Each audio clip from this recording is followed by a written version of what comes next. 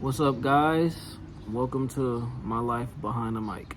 As you guys seen, I just put my daughter to sleep. I just put my son to sleep, and I also just put Babe to sleep. Everybody's sleeping right now. Like, I'm the only one in the house up. So maybe I'll crash later, but I'm outside right now. And what I'm deciding to share thoughts on today is really just about making accommodations. Like, I was sitting there thinking while I was putting my daughter to sleep, not really thinking, just observing like what was going on. So if you guys don't already know, we have a 2-bedroom apartment. We got 2 kids and us living in the apartment, and our daughter's getting older. She's gonna be 1 year old in July, so that's coming up real fast. It's June right now. So we decided that, it was time for her to get her own space and like her own room or whatever, because she's been sleeping with us in the same room since she's been born. So really what we did was we got rid of our couch and we ended up putting our bed, our queen size bed, in the living room and leaving her crib in our room. So now she has her own room, and I have a short video up of exactly how we did it or whatever, and we're still gonna add like decorations, maybe not, to it. But yeah, we basically just turned our 2-bedroom into a 3-bedroom and decided to make that accommodation because our daughter was getting older.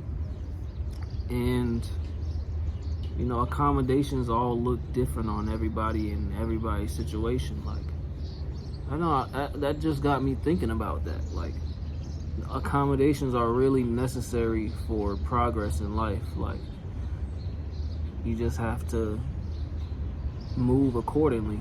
Move to, I guess people say move to the beat of your drum.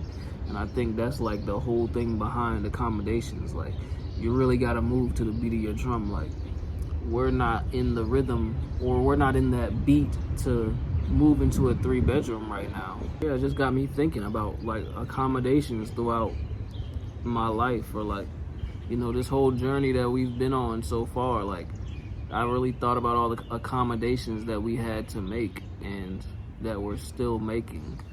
And some people, like, sometimes I get frustrated about these accommodations. I'm like, when am I just gonna be able to go do what I want to do, or do what I need to do? Because sometimes I think this is what I need to do. Like, example, our daughter's getting older. I think I need to go get a 3-bedroom right now so that she could be comfortable and have her own room, and we can have our own room and do this and do that. But in reality, I just need to accommodate for where I'm at right now. And I know a lot of people are, I get the feeling, because I feel the feeling myself, that a lot of people are timid or afraid to accommodate themselves because of how it looks. Like, once you do it though, you'll see how it accommodates you and how you feel afterwards. Like, now it feels good to know that my daughter has her own space and she's learning to be in her own space and not be up under mommy and daddy all night while she's sleeping. It's good training for her. That's just one example though. It sent me back to thinking about when we lived in Florida and all the accommodations we had to make. You can go back on this channel and see all the accommodations we had to make for living in a car. We had to make accommodations for living with other people, and we had to make accommodations for everything. And yeah, you just can't be ashamed of your accommodations. You're where you're supposed to be at, and things are happening exactly how they're supposed to happen. And you'll know when you're ready for the next big thing to happen. I'll go back to Florida.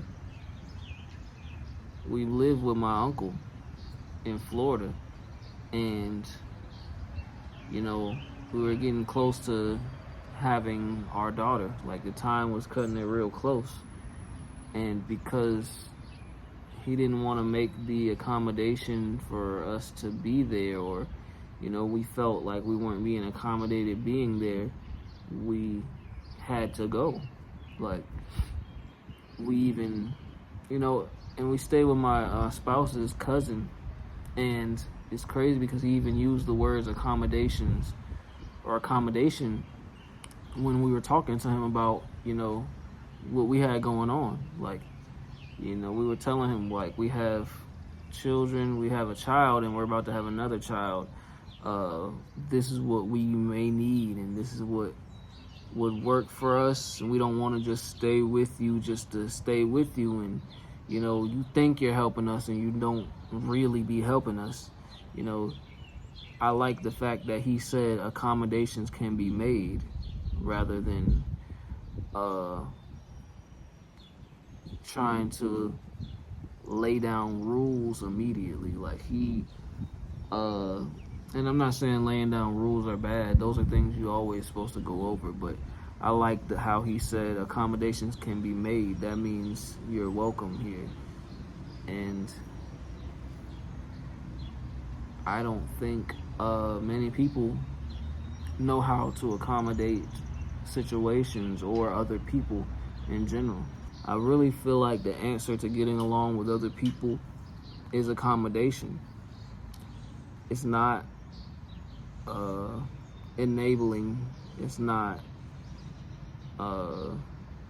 bending who you are for them. It's more so seeing how you can rearrange things to fit both of you coming together. I feel like that. I literally feel like that's exactly what that is. Whether it be relationships, healthy relationships, friendships, things like that. Whenever there's accommodations being made, I think as long as they're on both sides, there's never usually any big issues or ripples that come from that. I even have to make some type of accommodation for working, or when I don't have money. Sometimes I've had to pay my rent late because I haven't had the money to pay it. So I would have to make an accommodation with my landlord and be like, hey, I don't have the money by now. I won't have it till this date. And the accommodation there is, okay, pay me on this date. Thank you for telling me you could pay me on this date, and you'll be fine. And I'm gonna add a late fee on it. But they're accommodating me paying my rent late, which is ultimately still helping me pay my rent. Like, I still got the rent paid. I just think back to different scenarios where accommodations had to be made, and I keep thinking about them. It's like it don't go away. Accommodations are always being made. So I've learned to live life with accommodations, because I don't think you would be living life without them. It's just a cool topic, an interesting topic that I was thinking about. I wonder what accommodations I'll have to make going forward, and I wonder what they'll do for me, what I'll learn from them, because I feel like making accommodations is also a learning lesson, just like anything else. When you have to make accommodations and you're not just doing everything at rapid speed, or as soon as you think of it, you can go do it, and you have to make accommodations, I think it boosts creativity. I think it creates character. It sounds so cliche, but I really think it does. And you just ultimately learn from it. Like, you learn more about yourself. You learn what you can really do versus what you could really do. Like, example, I don't have a couch. I could really go out and buy a couch. But if I don't want to spend the money, or I don't have to spend the money, let's see how creative I can get. And that ties into so much, bro. That ties into so much. Like, it's no wonder black people in hip hop culture is so powerful. Like if you look at the creation of hip hop or the creation of really anything, but it all came from accommodation. Like people didn't have nothing. People didn't have shit and they thrived and they flourished. So it's really crazy to think about. But that's what I came out here to chat with y'all about. Actually, the sun's starting to come out, which is pretty cool. I think the sun accommodated me for the video. But yeah, that's what I came out here to chat with y'all about. I'm about to edit this video because it's another part of my daily video challenge. And I'll see y'all back here tomorrow. Later.